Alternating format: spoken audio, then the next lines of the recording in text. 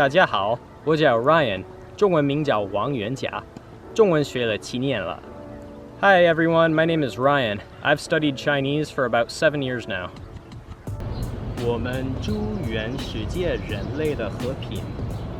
Mandarin Chinese is the most widely spoken language on Earth, but it's also considered the hardest language to learn. 23-year-old Ryan Jones is from Syracuse, New York, and he started studying Mandarin 7 years ago as a teenager. I first met Ryan 2 years ago in Yangzhou, China, where we both worked as English teachers. Despite already being fluent in the language, Ryan moved to China to talk to locals and really take his game to the next level.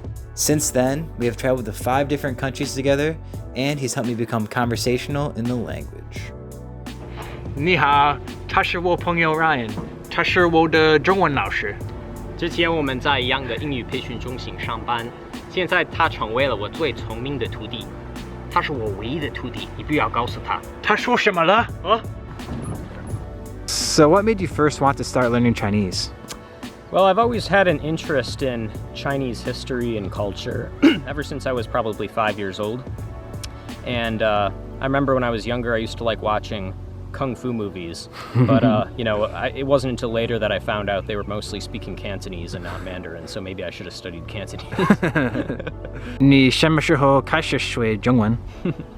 我在高中的时候，我16岁的时候左右，我在电脑上下载了软件，我用这个软件自学中文，然后在大学，我在大学的副科是中文了。So how did studying abroad in Beijing help you learn Chinese? Yeah, so I studied in Beijing in the summer of 2016 in a language intensive program. So we weren't supposed to speak English for 3 months at all. At all? No English at all? No, our teacher would yell at us if we did, but I may have cheated here and there. So that really helped a lot. It was really hard at first because, when I got into class, the teacher was only speaking Chinese. He didn't even speak English. So if I had a question to ask him and I didn't know how to ask in Chinese, I'd pretty much be screwed. Damn.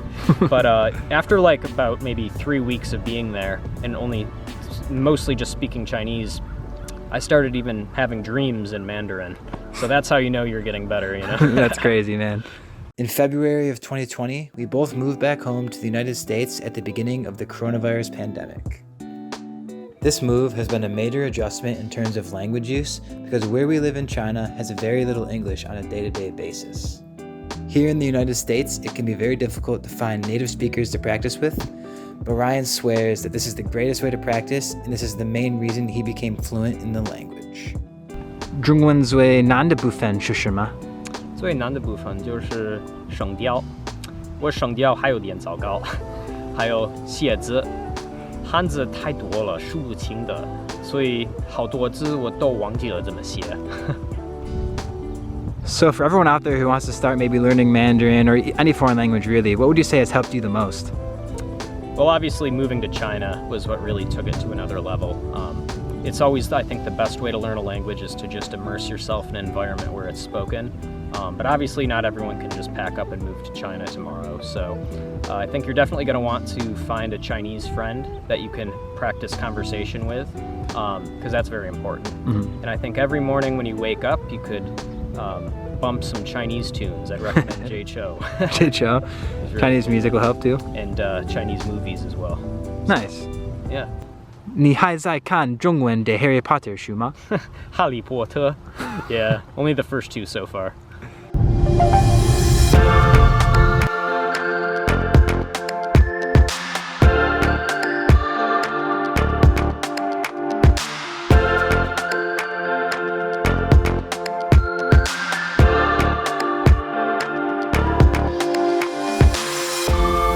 We're at Syracuse University now. I'm just showing Jake around my hometown. It's a really actually beautiful university. Check this out.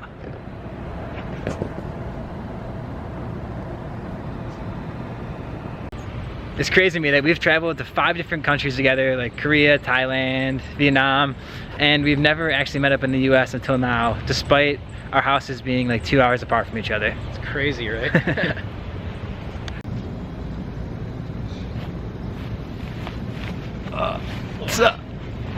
So you've probably heard my story about being in China and then having to go to Bali and then going to the Philippines and then flying to Korea before I could actually get to the United States during the coronavirus because of how crazy it was over there.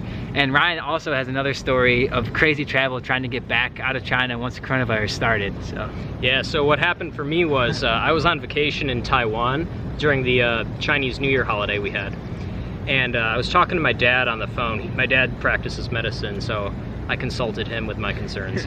And he was telling me, oh, you're probably fine, you know, if you go back to China, just wash your hands and wear a mask.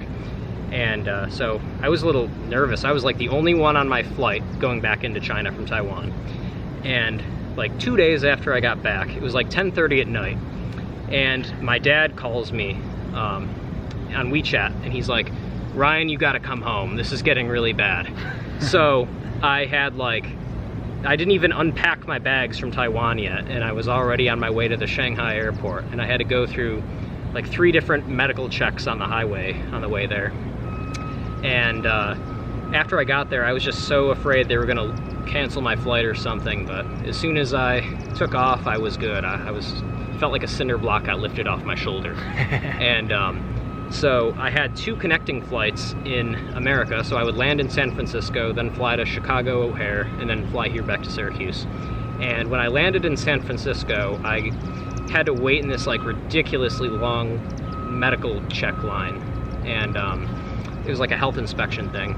And after I finished that, I had to wait in another line just to get back into the area where I could recheck my checked bags. Then I had to recheck my checked bags, and then I had to go through security again. So I made it to the plane with about 2 minutes to spare. And I swear to God, when I landed back in Syracuse, it was the best feeling in the world. Like finally made it home after hours and hours. I was awake for like 30 flights. hours or more than 30 hours. It was ridiculous, but we made it. Crazy times. Yeah. Si cha. Had to get some tea.